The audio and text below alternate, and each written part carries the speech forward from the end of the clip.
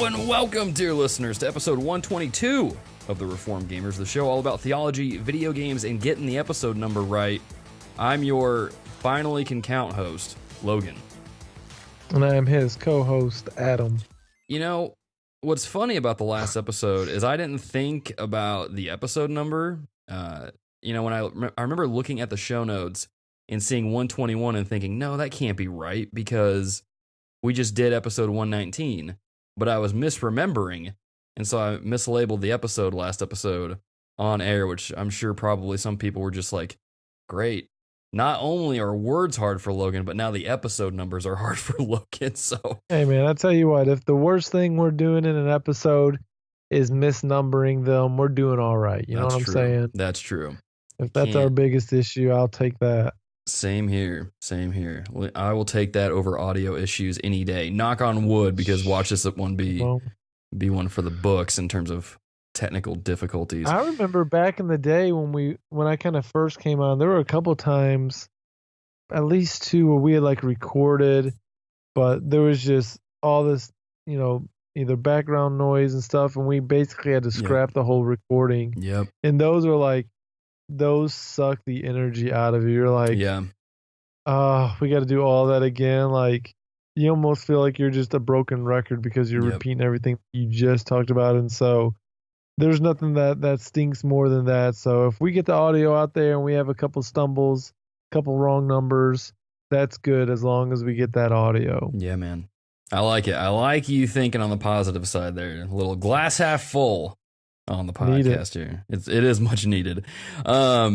Real quick, dear listeners, just a little bit of housekeeping, some things to highlight real quick. Our YouTube is up to date with our podcast episodes. I know I was slacking on that for like a month, but hey, it's summer. Kind of got out of the loop on that. But they are up to date. This episode 2 should go live same day as this episode goes live on podcast catchers around the world. What is this? Oh, and then as far as our website goes, we do have 2 new reviews up for Iconoclast and Trailblazers. I'll save you the time on Trailblazers. I played it so you didn't have to. Don't even worry about playing it. Iconoclast, kind of a good game. Read the review, check it out, see if you might like it. It is coming to the Switch later on this year. Might be worth a go on the Switch. It's supposed to have extra content, so I actually might pick it up again for the Switch if I can get some extra content. So those are on the website, thereformedgamers.wordpress.com. You can always get that stuff there. But yeah, other than that, that's all the housekeeping I got. So Adam, let's just dive right into it, man. Hello and welcome to the Reformed Gamers. We'd like to start off the show like we always do with a little bit of what have we been playing. This section of what have you been playing brought to you by dear VIP, dear producer Gareth Evans. Thank you for supporting us at the $25 tier on patreon.com/thereformedgamers. Adam, good sir, what have you been playing, man? What have you been up to? Been playing some, and we'll talk about, with our topic later, why I haven't been playing some things and just all the different reasons. But one game that I've been playing a lot of that I don't believe you've played at all yet is Mario Tennis Aces, or Mario Aces Tennis. I don't know necessarily what the order of words is there. The Aces of Mario Tennis. The Aces, and one of which I am not. It's a really fun game. Just talking gameplay mechanics, they are tight. Like, it plays really well. If you like tennis games, just like whether it was some of the old like professional tennis games, like it plays really well as a tennis game. Not even putting into play all of the different special shots that you can do and the way that you store up energy. Like if you just play, there's like a regular standard, like no power ups, nothing tennis match. It holds up really well. Like the way that you can do top spin or back spin or a flat shot, like all those little things make for a really fun, just straight up tennis game. Then you start throwing in some of the other aspects of how you store up your energy, how you use your special shots, how you use zone shots, how you're going back and forth with your opponent. There's a lot of ways that you can win this game. And there's a lot of ways that you can blow it, which I'm finding more than not as I play. I think last month online, and I'll talk about the single player here in a second, but I've been playing majority online, just the standard, like the tournaments. I think last month I was probably 5 or 6 games over 500. So I was competing, still winning, not a ton more, but I was winning more than I was losing. This month, I'm like right about 500. I'm maybe 2 games under.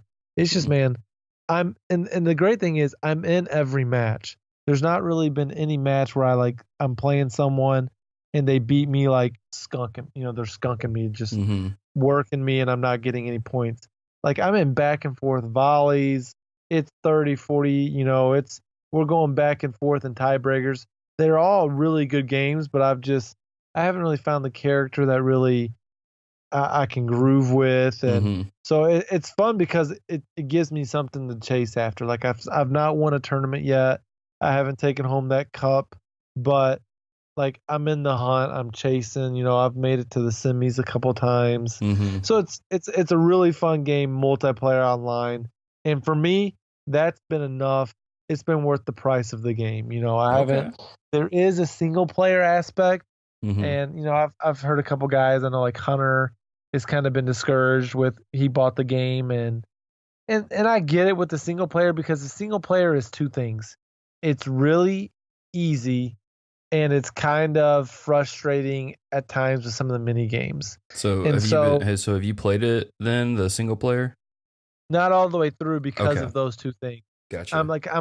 Whenever you're playing an opponent, just like you'll be playing again, there's a mixture of mini games and then like beat this guy.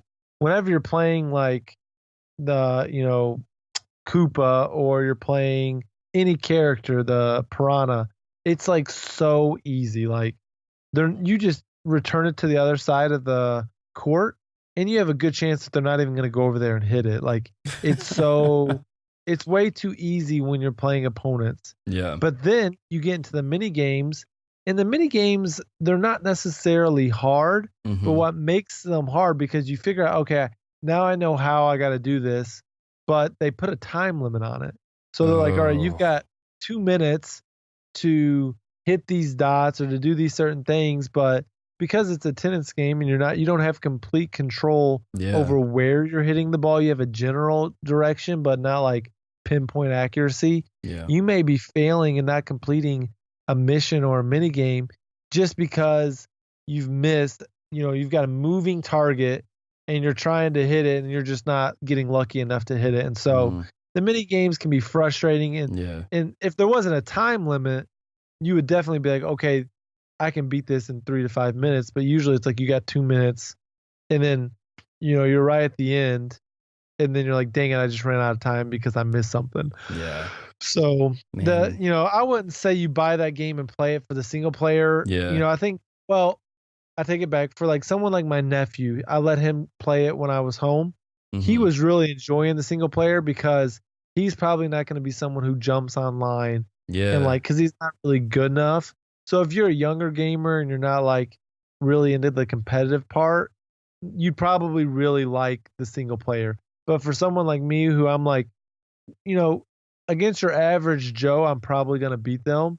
But against some of the professional guys, I probably, I'll be in it, but probably won't. The single player it doesn't have much appeal to me. And so you just got to, okay, where am I at as a Mario Tennis fan? Yeah. That's probably going to say a lot. So if they're a younger gamer, they'd probably love the single player adventure mode. So it's got something for everybody, at least then. Yeah, if you're more of a seasoned, Mario sports gamer, you're probably not going to enjoy the single player very much. Yeah. Man, yeah, I haven't picked that up. Yeah, I mean, I played the beta or demo, whatever it was they released, and it wasn't for me. I think I told you this in text, like I'm waiting for a Super Mario Strikers or even a Super Mario Baseball. Like if they put that out, I'll totally pick that up. But my gosh, they were talking on kind of funny Games Daily about how they were wanting a new Mario Strikers, and I'm like going crazy. I'm like, yes, yes, yes, yes, yes. Like they're like, just give us a re-release of one of the other versions. I'm like, if you just put the GameCube version out on the Switch, maybe that, spice up the graphics in your remaster machine. Beep, beep, boop, boop. Yeah. The boop, boop, boop, boop, and give me that game. Oh, so good. So That's good. awesome. But anyways, that's what I've been playing outside of, dabbling in Stardew Valley. Hopefully by the next time we record, I'll have Ni no Kuni 2 done, and I can give a little bit more of a review there. But still, really enjoying that game also. Nice. So yeah, that's kind of what I've been playing. Cool. Well, so I've been playing pretty much just one game for the past couple weeks now. I finally sat down, stared at it on my PlayStation dashboard, and said, you know what?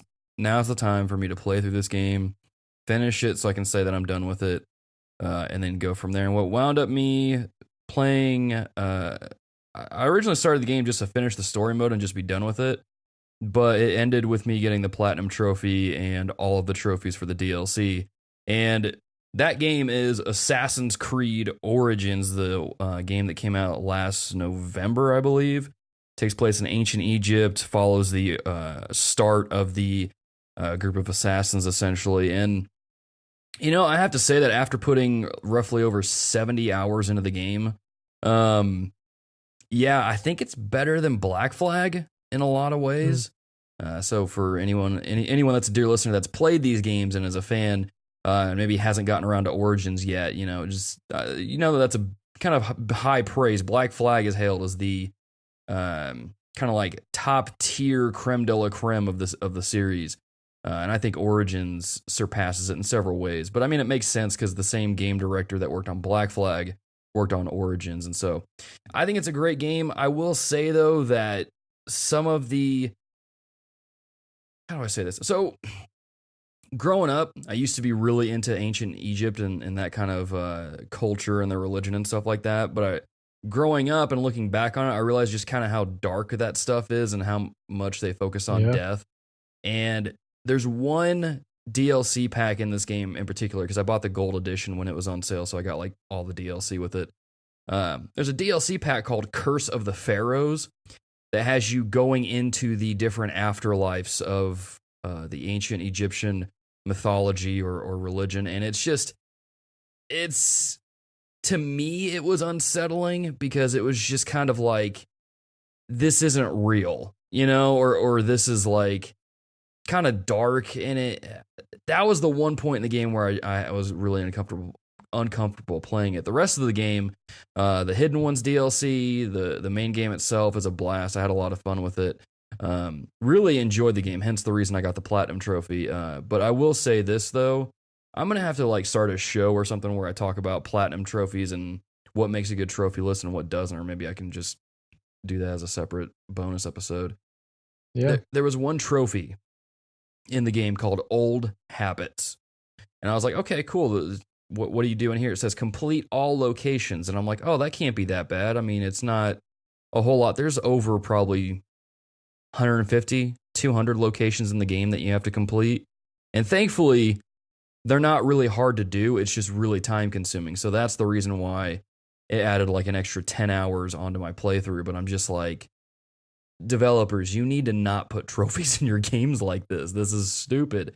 I'd be okay if it was like a complete 30 locations or even complete 50 locations. But complete all locations in a game that big, come on, man. You got to respect the player's time a little bit better than that. What you doing, Ubisoft?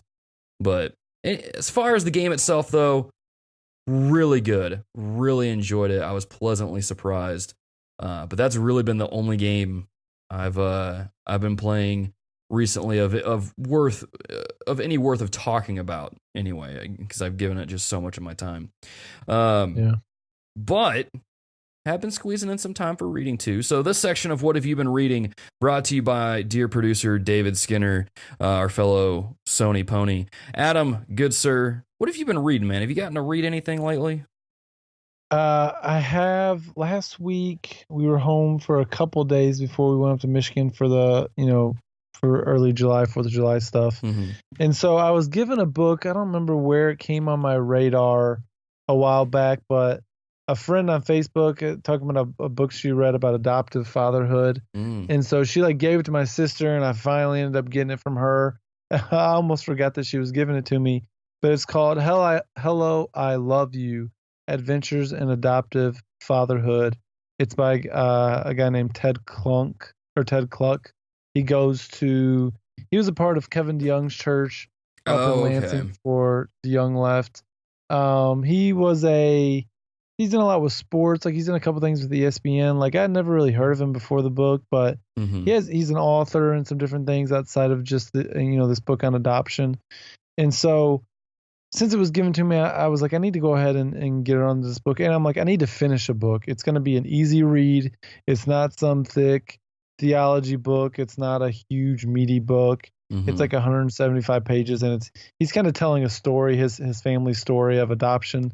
They had adopted two kids out of Ukraine. One at the age, well, they were both about the age of, well, one was 2, the other I think was 3 once they finalized the adoption. And so he's kind of just sharing his journaling, and it was really cool for me because again, doing it out of the Ukraine, serving overseas in a Central Asian country that was post-Soviet Union, a lot of what he was saying was very similar to a lot of the experiences I had when I was living overseas. So he was talking a lot about the Russian language and talking about babushkas and all these different things and the food that they were eating and the way that the people were acting. A lot of it really hit home for me.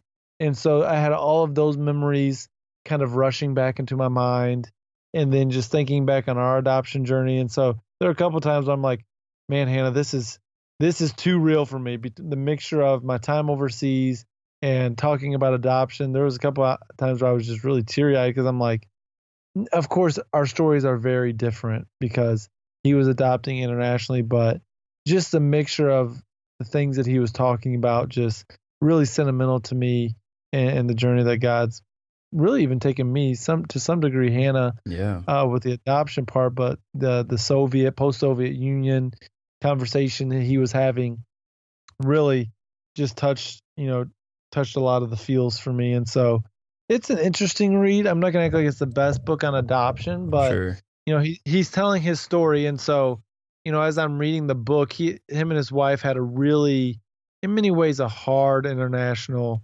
adoption story, but that's a lot of international adoption stories. A lot of times when you're adopting international, you're going there and you're coming back, you're going there and you're coming back, you're going there, then you're finally getting the baby on the third trip. And so that's kind of some of the story that they had, and talking about strapping money onto their, taking $20,000 in cash and kind of wearing it on their bellies and stuff like that. Just really funny. Again, very different adoption journey, but hearing him talking about their church's encouragement, but yet the struggles that they had in their faith during the waiting period, the struggles they had and wondering, okay, God, why are you doing this? And being stuck in Ukraine for 30 days, 60 days, and wondering, okay, are we ever going to get to take this baby home? Yeah. Just really, really interesting adoption story. And, you wonder, okay, how would I have responded? Because as they're going through this, you're like, man, they just trust the Lord, just trust the Lord. And you're like, but, they're just showing their raw emotions. And, we've all had our doubts at times in our faith. We've all had our struggles with our faith. And so just really thankful and appreciative to this guy sharing their story. And so I'm sure there'll be, maybe a dear listener or two that'll get to listen to this and who've maybe done an international journey or an international adoption journey, being like, yeah, I've had a lot of those same thoughts, a lot of those same struggles, and wondered, okay, my God, why did you take us on this journey? But yet at the end, they'd say like, now we've got this 6-year-old boy who's well worth it, but it was hard in that moment. And so, and he would write letters to his sons and kind of share those with us. And so it was a really interesting book, it was a light read for me. It wasn't, again, like I said, some deep read, but I was just like, I need to read a book and finish it. Yeah. And that was a good kind of palate cleanser for reading that I needed. And so I don't know what I'm going to read next. I was kind of looking at my reading list of books that I'd like to read next. Maybe I'll throw a poll out on the Patreon or something like that and let the patrons choose what book they want me to read next and kind of discuss. But really, really enjoyed the book. Again, it's called Hello, I Love You, an adoptive fatherhood adventure. I've got it written in the notes, but yeah, by Ted Kluck. And so definitely a good read as a palate cleanser for me. So right on. That's what I've been reading. Sounds good, man. As far as what I've been reading, this is a book that I've been intentionally reading slowly and just kind of taking it in and going very slowly through it for the past month and I think past month now, and that is it's a book called Speaking to Teenagers by Doug Fields. Those that are listening to this that are in youth ministry probably have heard of Doug Fields, and you probably have at least one of his books on your shelf. He writes a lot of youth ministry material for youth pastors. He's helped started Download Youth Ministry and leading that up. So this is like one of the 7 or so books I have of his, but it's one of those things where, I'm entering into year 2, I guess year 3 now. I've completed 2 years of ministry and I'm going into year 3. Kind of taking a critical look at my ministry as well as like how I preach and teach to students. And one of the things I think I can always do better, well, I mean, I can do better in just about anything and everything I do. But one thing I wanted to focus on was teaching and sharing God's word with students on Wednesday nights and whenever we meet. And so I picked this up and been kind of slowly working through it to really soak in the content and really just kind of think about some of the things that he puts forth as to what makes a good sermon to students. And one of the things he's talking about is there's this analogy called stick. And he uses it a lot to, it's like, if you want your messages to stick, you got to follow this an anagram or whatever it is. And I'm just like, all right, Doug, we get it. This is kind of corny. Come on. But that's okay because I kind of need that. I need that corny humor to kind of lighten me up a little bit because I'm a little too stuffy when it comes to sharing God's word with students sometimes. But I was reading this chapter today, and I haven't finished it yet because I was intentionally, again, walking through it very slowly. And I was on the T of the analogy talking about thinking about your message. So you go from studying your message to thinking about your message. And I'm just like, what? Like when I got into the chapter, it's like, what is the point of this? Like, of course you think about your message because it's like you want to do a good job in sharing God's word. But he's talking about how you don't just sit there and just kind of stew on it. You don't set time aside to actually sit down and think about it. No, you just constantly try to have it on your mind. And as you go through life, you'll see things that might pertain to your message or things that might give you an opportunity to live out the message you're about to preach to your students. So that way you kind of really become wrapped up in your message and you really live it out and you really understand what it is you're preaching because you are living it out and you have been thinking about it for however long. And so I've been doing that, kind of implementing that a little bit because I'll be preaching. By the time that this episode releases, I'll have already preached this past Sunday. And so I've just been kind of thinking about John chapter 5, 18 through 29, where Jesus is establishing his authority before the Pharisees and saying, look, I don't do anything outside of what I've seen the Father do. Me and the Father are on the same page of the same book. I don't do anything out of line of that. We are not in disagreement, and he's given me this authority to give life to whomever I will, but also to judge those who do not honor me, because if you do not honor me, you do not honor God. And I'm thinking about that message, and I was thinking about it really just all day today, and just like, it's so, like, I mean, I know we know this. This is Christianity 101. It's so important that we have Jesus, because if we don't have Jesus, we don't have God. We can't honor God without Jesus. We need Jesus. We need to be in Christ in order to honor God. There's no way going around it. And so it's something that we all know, but when you stop and think about it for roughly a week, it's like, this is huge. Like, how do I say this? I don't know. It's just like I'm noticing areas in my life where I've kind of downplayed Jesus a little bit. Like, yeah, I get it. It's Jesus, but like, this is like, it's not, I'm afraid to say this because it might sound bad, but it's like, it's not just Jesus. It's God, part of the Trinity. And I don't know. It's just, it's, so anyway, all that to say that the book is mainly designed for youth pastors or youth leaders who are sharing God's word. But I think maybe even people looking into youth ministry or people feeling the call to serve in youth ministry as maybe a volunteer leader, I think this would be beneficial for you also because it helps you get more kind of acclimated to how to prep a lesson, even maybe just a Sunday school lesson or something. Because it gives you pretty good tools to get in the right mindset in order to teach, if that makes sense. So all in all, it's not a book I've finished yet because again, I'm going through it very slowly. I'm hoping to finish it by the end of the summer, but it's been good. It's been very challenging in a way that I was looking for. I was looking for a book to kind of push me a little bit, and thankfully this book is doing that. So, which again, if you're a youth pastor listening to this show and you've never read a book by Doug Fields, you probably might want to start looking into some of those books because he does have really good resources. And Download Youth Ministry is actually a really legit program that I started using this year, but I'm not going to advertise that because we don't get paid by them.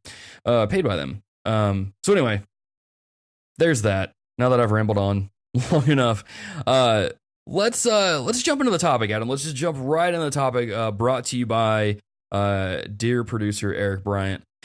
Something that I wanted to talk about this episode because this is something that has been very relevant to me in the past couple weeks. And Adam, I know you said when we were talking about this, it's been relevant to you because you've been through seasons of this. But it's the seasons of gaming fatigue where you look at the games that you have. Maybe you look at your backlog or you're playing a game and you're kind of winding down on it and you want to start something else. But it all boils down to you're looking at your games, your library of games, and even games that are coming out, and you're just like, like you just don't care. You kind of lost that excitement, and you just kind of, you just kind of apathetic. You just don't really care. Because like I said, that's where I've been. Playing through Assassin's Creed Origins has been great, but I've also been looking at other games. Or really kind of what led to me landing on Assassin's Creed was because I was playing other games like Star Wars Battlefront 2 and just hating it. And playing, what other games? I don't even remember. That's just how much I don't really remember. Anyway, Adam, man, what's been your experience with gaming fatigue, dude? How is that kind of just thrown a wrench into how you play games or how you tackle your backlog? Because it's pretty heavy at times. Yeah. And I think there's different stages of gaming fatigue and different types of gaming fatigue for me. I think back to when I had maybe a larger backlog. Some of it comes into, okay, I'm only playing this because I feel like I need to. I bought the game. I don't want to be a bad steward or poor steward, so I need to play this. And so I'm playing it out of an obligation, not because I'm really enjoying it. Mm-hmm. And now that I've got my backlog pretty, a lot more under control, I've got a ton of Vita games, but again, I view those differently because when you're only paying like $1 for them. Yeah. But, so outside of the Vita, my backlog's under control for the most part. I don't have a ton of games just sitting around. That gives me a little bit more freedom. So I don't have gaming fatigue in that, I'm playing games that I don't want to play because I have an obligation to that. Because that can definitely produce some fatigue. I think some of the fatigue that I've had recently is, there's a couple of things that have built into that, being in a new season of life, being a parent now, and, just being tired. Sometimes I find myself playing games because I've got these games and I need to play them, or I'm not going to have anything to talk about on the podcast, or again, I've got these expensive systems and they're sitting there just picking up dust. Yeah. So I wouldn't say that that's a main form of my fatigue, but that does creep in sometimes where I'm just playing this because I feel like I should be playing something. I think some of the bigger fatigue that I've had most recently is because I've been doing so much traveling, I haven't been able to play what I've wanted to play. Right. Like for me here recently, I really wanted to play Ni no Kuni 2, but I've been traveling so much away from my PS4 that I've got my Switch. And, like I said, I've been playing Mario Tennis Aces. I've got Stardew Valley, but I don't really have a game there that's gripped me in because all I really want to play is Ni no Kuni 2, and I can't. Yeah. And so I'm playing these other games, but I'm like, what's the purpose? Like, and Yeah. I think a big thing that really adds into my fatigue is when I'm playing something and I don't feel like I'm getting anywhere. Yeah. Man, if you want me to put a game down and get frustrated with gaming, it's not feeling like I am accomplishing something or moving forward in a goal. Mm. Like that's why multiplayer games are really hard for me nowadays because sometimes I'm like, okay, if it's a multiplayer game that I'm playing by myself, there really needs to be an objective that I'm trying to achieve because if that's not the case, and I'm like, that's why I don't play a ton of Fortnite by myself because yeah, it's cool getting victory royales and whatnot, but I want to play that with people. Right. That's a game where my goal is to play it with friends and to have a good time. Yeah, and kind of Because have there's those nothing really, experiences with other and if people. you got it, yeah, exactly. And if you've got a battle pass, okay, you're getting new gear, but as the listeners know, the cosmetic stuff is never going to be something that keeps me coming back. Yeah. And so if I'm playing a game like Stardew, okay, and we were talking about this kind of in the pre-show. Once I finish the community center, I'm going to wonder, okay, why am I still playing this? What am I Yeah. working toward? Am I just trying to get through three seasons or 3 years so that I can kind of see what happens at the end of that? I need an objective. Yeah. And so that's what I've found is really what brings out the most fatigue in me is when I want to play a certain game, but I'm unable. And now, which can also lead to some idolatry in myself, I've also seen.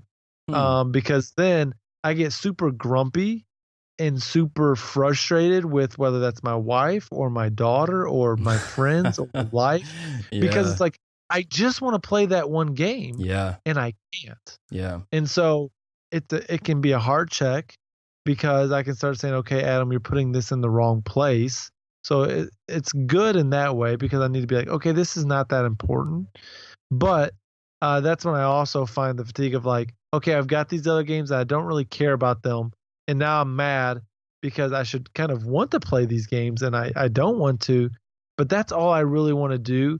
And I'm going to piss and moan, sorry if you don't like that word, and complain until I get to play that game. And then when I play it, it's almost okay. I just want to keep playing. I just want to keep playing. I just want to keep playing, and it become that addictive personality can come out at times. And so that's kind of the framework of how gaming fatigue kind of enters the picture for me. Now, again, I'm sure there are a lot of different times in life where it's looked even different from those, but I think that's where it comes out most common in my life. What does it look like for you?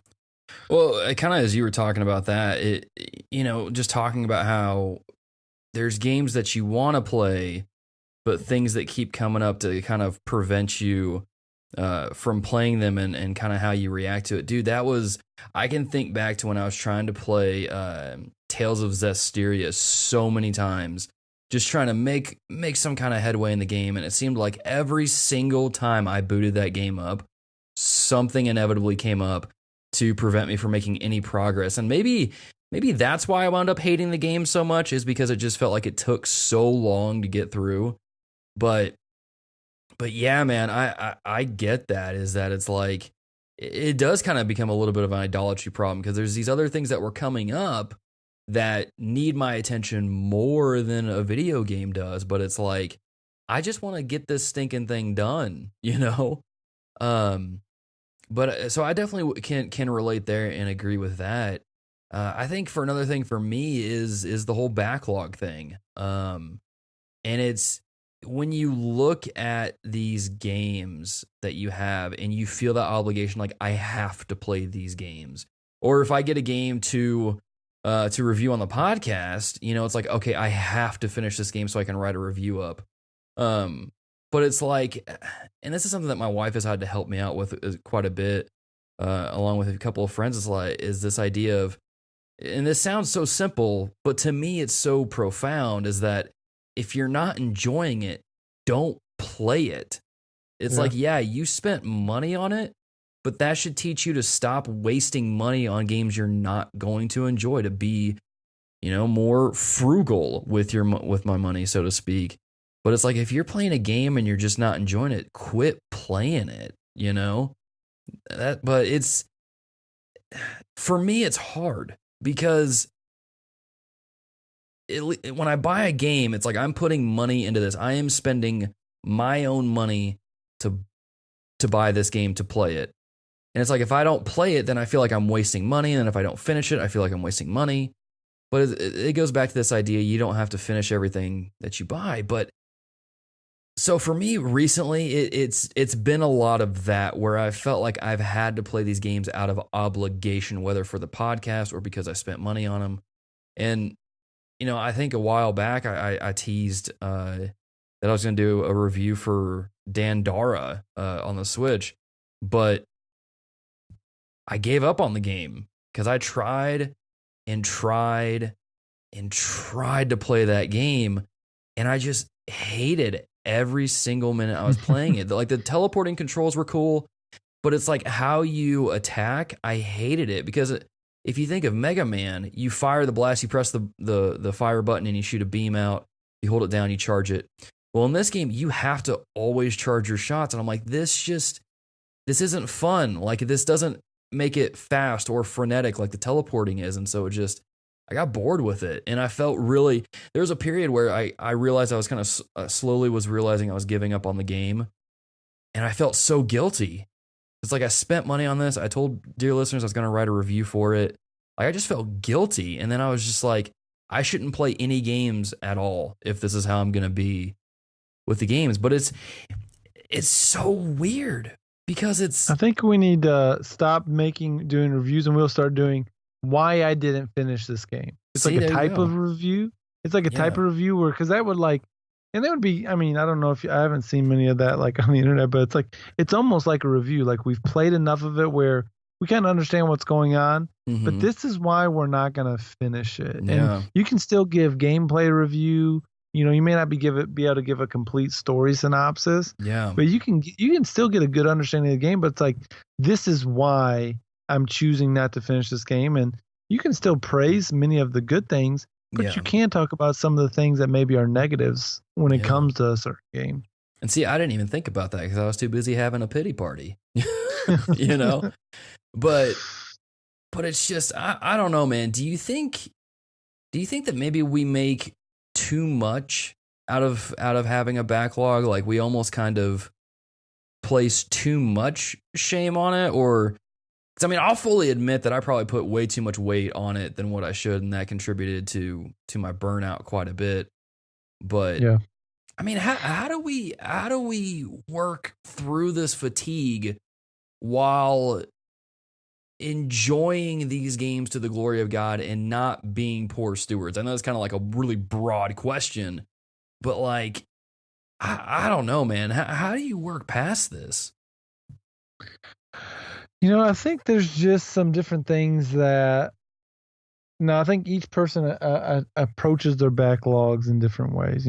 We've talked about this in regards to stewardship. There's some people who have more income than others, and so they can buy games more freely, even at full price, and not feel like they're really losing anything. And so I think everybody's got to kind of approach that their own way. Yeah. And even both of us, I think even we kind of approach them a little bit differently. And you get so much out of your games with platinums instead of, for me, I just play through the story and I enjoy it. And if I want to go a little bit more deeper into that, I can. But when I'm done, I'm flipping it or selling it or whatever. Yeah. And so even how we approach that is kind of differently. But I think it is a good tension to have. I think we have to, it kind of goes back to what I was, some of what I was talking about earlier in regards to maybe my either addictive personality or my selfishness and wanting my own time, or the idolatry that comes behind it. Because we are in a day and age that we didn't have when we were kids. Yeah. When we were kids, we would say, and we've all talked about this. You've heard every podcaster talk about this. When we were kids, you'd get maybe 3, 4, 5 games a year. If that, and you even. played the crap out of those games. Yeah. You just played them and you played them and you played them and you repeated it over and over and over. And that's why you master some games so much, because that's just what you did. You played those games over and over. Yeah. But now that we're adults, we have a couple things. We have multiple systems. When you're a kid, you maybe had one. You had the Nintendo. Again, there are some maybe different people in our group that had all the systems, but I had one system usually at a time. Yeah. Or you were constantly at a friend's house playing on theirs. Yeah. So that, and again, you're getting it in bunches. You're like, okay, I'm going to play this all weekend as I crash at his house to try to finish this. But now we've got multiple systems. We have multiple games coming out every week. We often, the GIF I use probably as much as any on our Facebook group is, ain't nobody got time for that, because I feel like that. But there are so, as we look into the fall, there are so many games coming out, and I'm already beginning to maneuver. And I talked about this, I think last time, I'm pushing Tomb Raider back. I canceled that pre-order because I'm like, priority is Spider-Man. That's the game I'm going to want to play first. Yeah. I don't need to get Tomb Raider right away because I don't know when I'm going to get around to that. Yeah. And so I just need to be willing to wait, and I will play it. I just don't need to have it right away, because again, stewardship, I can wait 3 months, save $30, and then, if I don't even get to it right away when I buy it, then I've at least already saved $30. And so just kind of balancing out how we go about that. And so we've got more systems, we've got more games, we've got more money. All of those things create a dilemma of, okay, now we've got backlogs because we're in a position we've never been in before. Yeah. And, we could both talk about, you kind of were there from the beginning. In the beginning, Logan created the Reformed Gamers Facebook group. But for me, I joined later after you already had created it. And it was kind of this of like, everyone's talking about every game. Yeah. And it's an overload. And here's the thing, I want to be in the know because I'm prideful. Yeah. I want to know what they're talking about. Why have I gone back and played a lot of old games that I had never had any interest in the past? Because I want to be in the know. I want to be one of the cool guys. And so some of that, I've got to sacrifice some of that. I've got to sacrifice my pride. I've got to get rid of some of the vanity and some of the arrogance of I've played everything. And I think, and I can't speak into everyone, but I have seen people similar to Adam when he first joined the Facebook group. There's a couple guys I'm like, this guy has bought 7 games in the last month, and I know he hasn't finished one of them. Now, again, if he's got the money and the income to do that, so be it. But man, you kind of get in the video game rat race of backlogs and finances of, I've got to buy every game right when it comes out so that I can say that I've played it. And for me, it's been very humbling to see that in myself and begin to pull back.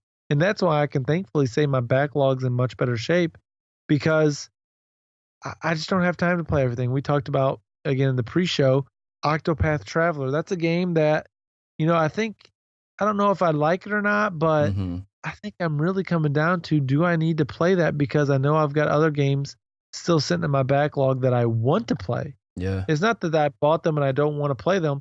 I bought them and I still want to play them, but can I sacrifice some of my pride and say, okay, maybe I'll play Octopath Traveler later. Maybe I'll get around to it. I don't have to play it right away because I know Logan's going to, and he can talk about it on the podcast. Yeah, straight up. I got you. I got you covered. I'll play something else that I've already purchased. And so it's just trying to figure out some of that and manage, okay, how do I feel about my backlog?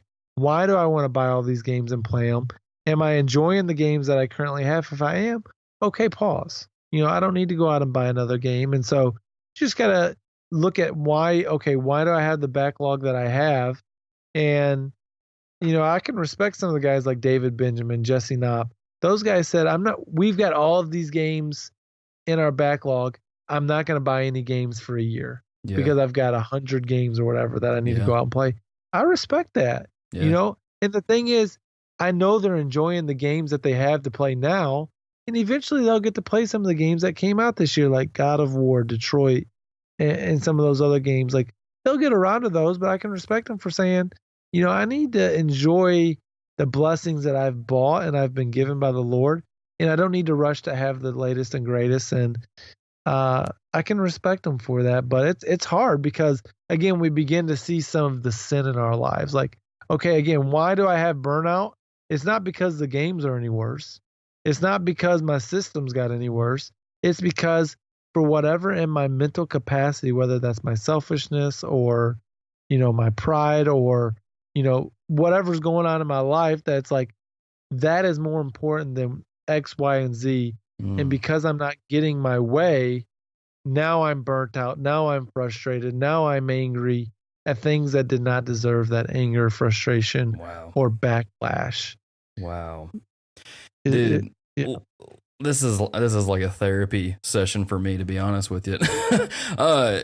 Just listen to you talk, man. Like, I think that's part of my problem is because of this. I'm not blaming the podcast. This is mainly on me, but it's like, because of this podcast, this platform, so to speak, you know, I felt that pressure to be in the know, to play the latest games so I can talk about them on the podcast. And it's like,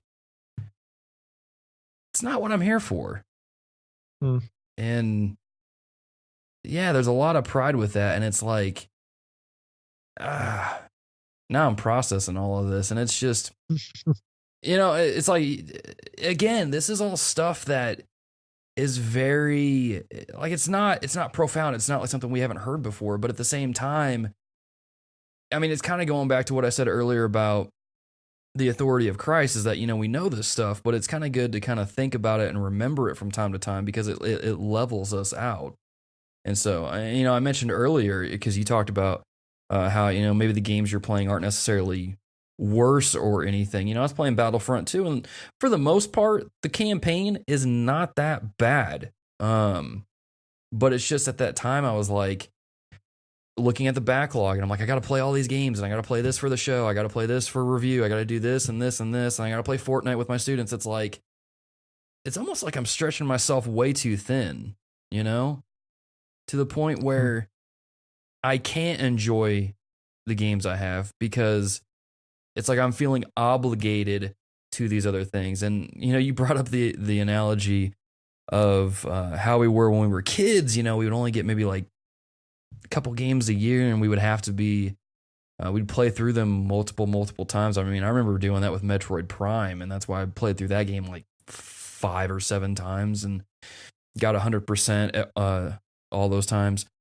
It's like, because you have to enjoy that game, because you don't know when you're going to get the next one. And I don't know, maybe there's something to say about having too many games, at least for me, is that, you know, maybe I've gone overboard playing or buying so many games, and now I feel obligated because I spent that money, when it's like, what I should have done was held back a little bit and then see if I still wanted those games.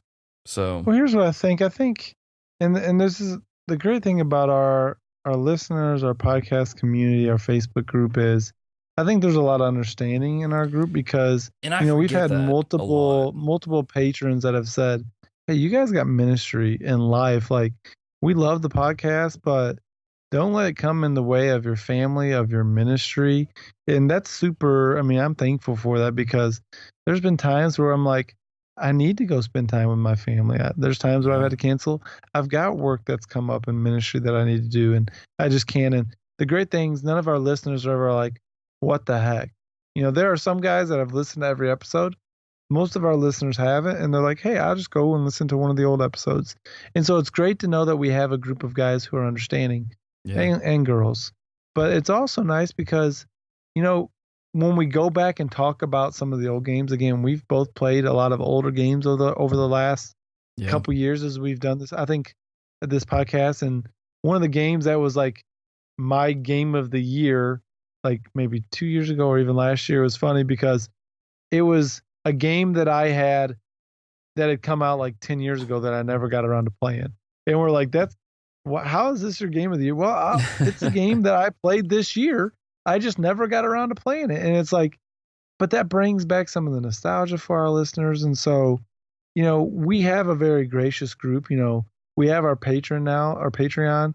So there sometimes can feel like a pressure to produce material. But again, we've got a group of guys that they want us to be healthy. They want us to take care of our ministries and our families and our walk with the Lord. And so sometimes and again, I don't know when or what would cause this, but there might be a time in the near future where we have to say, hey guys, we don't have an episode because we needed to take some time away. because we were either having gaming fatigue. It's like a video game sabbatical. People in ministry have to do this, and this is a form of ministry for us. So there might be a time for you and for me. I mean, there's been times where, we've had to do it from the Facebook group, or, there's been times where I've wanted to almost do it for the podcast, but it's like, but I don't want to let people down.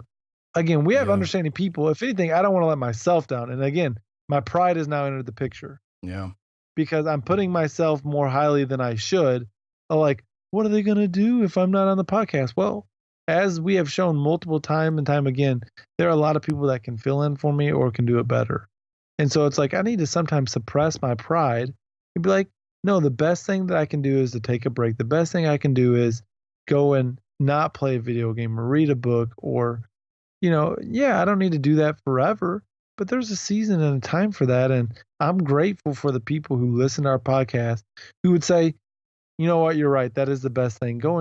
We're okay if we don't get a podcast in the next 2 weeks because you need to do what you got to do for your family, your ministry, your walk with the Lord, and just for rest.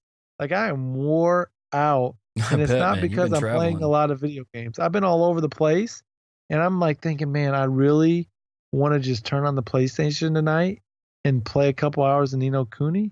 But I also know that because I've been tired and because I've been running all over, I've been a pretty crappy husband. So the thing that I don't need to do is probably go turn on my PlayStation tonight. Yeah. I need to go be a good husband and a good father. And so that's probably what will win out. But there's always that sometimes in myself, I begin thinking like, but I need to go play because I need to finish the game by the next recording. No, I need to be a good father and husband first. Yeah, man. I need to be a good follower of Christ. And if I can play video games, that's a bonus. That's a blessing. And so it's a little Adam preaching to himself. Adam preaching to myself. Well, man, I think it's clear what needs to happen. Sorry, dear listeners, the Reformed Gamers is ending. Goodbye. No, I'm kidding. Gosh, dude, this is like a come to Jesus moment kind of thing where, I don't know. Like I said, this whole episode's been like a therapy session for me. Yeah, dude, it's crazy. Like, I'm thinking back, and it's so funny that I'm at this point where I feel like I'm stretched thin in a lot of different ways and not just gaming. And just thinking back to like a lot of YouTubers and stuff and how they constantly stress, take time for yourselves. If you're feeling stressed out or something, take a break from whatever it is you're producing content for, because when you take a break and you actually kind of refresh yourself, your content's better. And then because you're like refreshed and putting stuff putting your heart into your content and really enjoying it, then your audience just benefits from it. So yeah, dude, maybe I don't know, maybe I don't need to play. I think that's part of the problem too, is I've gotten into this mindset of like, I need to play at least for a couple hours every day to kind of knock out this backlog. But looking at my GG app, the majority of games on there are games that haven't even come out yet, because I've knocked out so much of my backlog this year and kind of done a pretty good job, in my opinion, of it. But it's like, I don't need to, man. See, gosh dang it, Adam, you're speaking like Holy Spirit speaking through you tonight, bro. Like, because our listeners are awesome. Our community is awesome. Like, they understand, they get it, because our listeners aren't just teenagers who don't really have very many responsibilities. They're parents or adults like us who have responsibilities and get it. So all that rambling aside, yeah, I get it. I think this is very good. So that being said, Adam, let's give out a few recos, I guess, for, not because we're at the end of the show, but like in terms of getting past gaming fatigue. Like, what are some, to kind of wrap this up, what are some recos you would give for folks who maybe are going through gaming fatigue or just fatigue in life? I know we've basically went on a lot of them, but if we could summarize those into a couple points, I think that might be helpful. Or maybe just my Southern Baptist is coming out of me and I'm like, yeah, let's do some points here at the end. Yeah. But what are maybe just a couple of things you'd recommend for people who are going through that kind of thing? Yeah. I mean, there's a couple. I think in one side, it's like don't be afraid to not be playing something, especially within our gaming community. Again, when you join the group, you're now with 2,500, 2,500 other believers who like video games, and they're all talking about their favorite games. So you may not even host a podcast, but you feel the pressure to play something. If life is busy and you don't have time or you're just tired, you can still be a part of the group and not be playing a game. And that's even hard for me at times to remember. And so That's hard to don't hear. be afraid. Don't be afraid to set the controller down if that's what you need to do and just get some rest. And at the same, or on the other side of that, and Logan's mentioned this, don't play games that you're not enjoying. That's been one of the most freeing things for me over the last couple of years. Is there may be a new game that's come out and I play a couple hours. I think of like Nier Automata. I played that game and I didn't. It wasn't a bad game, but I could tell. Okay, I don't want to play this game, but Yeah. I know it had such great reviews that I kept trying to make myself play it because it reviewed so well. And eventually, I got to the point of like, there's just other games I would rather be playing, so I just need to set this game down. I can, that was a game I got from the library, so I just returned it to the library and just said, this just isn't a game for me, and that's okay. Not Yeah. every game has to be for you, and so if you've bought a game and you're like playing it and you don't like it, you may not, you may not be a buyer and selling, but you can sell that game on eBay. Take the game to GameStop and get some money back. You may not, it's better to eat $10 than to eat $50. Yeah. You may true. not get your full amount back, but you'll get some money back that you can put into a game that you want to play. So don't be afraid to sell a game or do whatever you got to do to play the games that you want to play. Don't force yourself to play something because you think, oh, I want to be a part of the in group. Yeah. Everyone else is playing this, so I have to play that. And so don't be afraid to set a controller down, play the games that you want, and find a way to be content with what you're playing. Contentment is a hard thing, that's in life, with the car that you're driving, the job that you have, the hobbies that you get to enjoy, the clothes that you have, whatever. Find a way to be content with what you've been given. I've been fishing and looking for an Xbox One for a long time. And for a second, I thought you meant you were literally fishing. I'm like, wait, what? literally fishing for an Xbox, throwing my lure out, trying to snag one. But I've kind of been on the hunt if I can find the right deal on an Xbox One for I don't even know how long, 3-4 months. But I haven't found the deal that I like. And now that Fortnite can be played on the Switch with Xbox One, I've kind of got to somewhere I'm like, Adam, you just need to be content with what you have. Yeah. There are a lot of games that you want to play on the PS4 and the Switch that you don't even have the time. So why go and add another system that's going to sit there and not get a ton of play? So find a way to be content and enjoy what God's given you. Again, that doesn't mean you can't work and you can't save to get that extra item. But for me, a lot of times it comes down to I just need to be content and be thankful for what the Lord's given me. So those are a couple just pinpoint. I guess the last one is make sure you're taking care of your other responsibilities before you get into gaming. Again, I kind of hinted at that of if I'm not being a good father and a good husband and a good steward of the things that God's given me, I don't need to be gaming. I need to take care of the things that God has stewarded to my leadership first. Hobby, video games are a great hobby and a great recreational thing, but that's not something I need to be doing if I'm not taking. There are definitely a hierarchy of things that should have my time. Being a disciple of Christ, being a father to my daughter, and being a husband to my wife, those things should always take precedent to video games.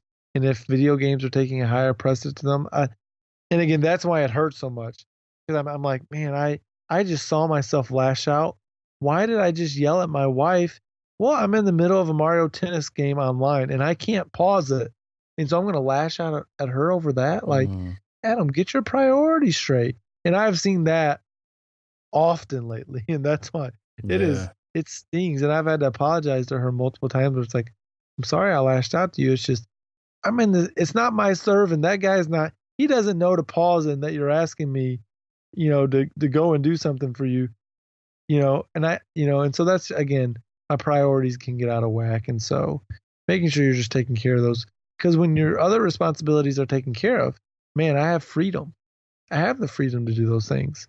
But if they're not out of whack, then I feel guilt on top of all the other things. And so I know I'm rambling a little bit, but those are some of the things that help me game freely and game without fatigue, for sure. That's good, man. I think you hit on a lot of good things. The things that I would add, and this is something that I've even kind of been trying to be more intentional about, is like, I mean, for example, I just picked up the new Wolfenstein to play through, and I'm actually kind of excited to play it. But like, I literally spent probably an entire afternoon debating, okay, well, if I get this game, how am I going to be able to fit it in? How am I going to play it? Am I going to go for the platinum? And kind of what I'm just, to be succinct, so I don't ramble, is it just not like talk yourself out of buying a game, but talk yourself out of buying a game, you know, like maybe put it on a wish list or something, which is why I'm glad PSN has a wish list feature now. I'll put a game on my wish list and then wait 24 hours and come back to it and then go, do I really want to play this game still? Or did I just want to buy it because it's on sale? Or did I want to buy it because it looked cool? And 90% of the time recently, I've just removed it out of my wish list and just kind of went on to other things. Like I've even been looking at trying to find like a JRPG to play, because that's kind of what I'm craving right now. And I know I have Ni no Kuni 2 that I could play. But at the same time, it's like I don't need to buy any new games right now, even though I just said I bought Wolfenstein 2. Anyway, what I'm trying to get at is like I've got Octopath Traveler coming out next Friday. I don't need to play or buy any new JRPGs because that one's going to come out. That'll be my JRPG for the time. So it's just kind of, and again, I'm not perfect at this, so take my recos with a grain of salt, but first one is, you know, like talk yourself out of buying it, I guess. Maybe see if it's a short game, maybe see if you can red box it. That's kind of what I wish I would have done with Battlefront 2, because it was a really short campaign and I don't see me playing the multiplayer all that much more often. But just find different ways to play the game, maybe rent it, or if a buddy owns it, borrow their copy, instead of spending full price. The other thing is don't be like me and stretch yourself thin and try to play a game every single day. I know Adam basically said this, and don't even try to play everything, I guess, because I think that's been my biggest source of my burnout. Is I've been trying to play all these games all at one time, and I can't really focus on one. And so the fact that I was able to focus on Assassin's Creed Origins for the past like several weeks was actually really refreshing, because I'm like, I'm just playing one game. I'm not focused on any other game. Just playing this one right here that I spent money on, and I'm enjoying it. It's fun. And I don't feel like my attention is divided. And so, but at the same time, it's, yeah, I guess if you're just not enjoying a game, this is one that's going to be hard for me, dude, is if you're just not enjoying a game, just stop playing it. And that's, like I said, that's going to be hard for me because I hate doing that, you know, and it's that pride thing. It goes back to that, but it's just, it's not worth it. I don't even know if I'm making sense at this point, to be honest with you. We're going to start up a new section, or maybe we'll add it onto some of the patch notes, as why I didn't finish a game. And that'll give us some freedom, because of not feeling like, okay, I need to review this, or I need to be able to say this. Like, no, I put some time in, and it doesn't have to be long. This is why I didn't finish this game. Maybe some of you guys disagree with, and that'll be some way for even some conversation to start of, okay, why maybe should I go back? But what is it about the game that helped you finish it, or this or that? So, I like that. I like that idea. That would be good too. I might just write that stuff out because I need to get back into writing. But yeah, that's good. Anyway, that's all the recos I've got that I can think of. My brain is just kind of like all over the place now because I'm trying to process all this stuff and trying to think So with that being said, dear listeners, if you're going through gaming fatigue or if you have gone through it and you've made it out of the wasteland, let us know what your experience has been with gaming fatigue and how you have gotten through it, how you have overcome it, and how you are enjoying your games to the glory of God. Let us know on Patreon, YouTube, Facebook, wherever you're listening to this podcast. Let us know. But with that being said, Adam, episode 122, not 121. I got my numbers right. Some recos, man. What should our dear listeners check out this week? This is a reco that I've talked about a lot of these things before, but it's been a while, and this really comes on the radar because now I was lazy and I kind of am kicking myself in the butt for this, but follow the game deal people on Twitter. You've got guys like Wario64, Game Deals Daily. There's another one, pardon my language, Cheap Ass Gamer. Oh, yeah. Follow those Twitter handles, and you're going to find some good deals and steals every once in a while. I texted Logan about this because I was trying to get him to go pick us up a couple pairs, but like there was a price error, and I guess maybe this is where we talk about should we be taking advantage of those price errors, but there was a price error for Joy-Cons for 25, and I know many listeners and people in the podcast group went out and picked up a couple brand new sets of Joy-Con, $80 Joy-Cons for $25. Again, you see those opportunities every once in a while, and you can get some good steals and deals. And so I know we're talking about backlogs, finances, all those things. So add some of those to your Twitter so you can follow those, and you guys can jump on some of those deals whenever they hit. Yeah, man. As far as my recos go, because one of the cool things about my wife is she's like, hey, you need to spend some time with your wife and let's sit down and watch some movies or something where we're not playing games all night. And so we watched two movies recently. Watched Ready Player One, which came out digitally recently, and I think the book is better. I'm gonna be one of those guys, but it's still enjoyable. Oh my gosh, you're one of those I'm guys. one of those people that have been coming around in the group saying the Hobbit movies were terrible and the book was better. Oh boy. But no, Ready Player One is still enjoyable. Okay, it's still fun to watch. It's really good, like CGI and action scenes and all that stuff. Pretty cool game. And might be something that I get with one of our dear producers on Patreon and record like a little mini bonus episode with to kind of review the movie and talk about the little subtle message it threw in there at the end. But yeah, so Ready Player One, it's out on digital. You do have to buy the movie, unfortunately, to watch it. If you want to wait a few weeks until you're able to rent it from Redbox or whatever. Either way, that's fine. Just at some point, check the movie out when you can.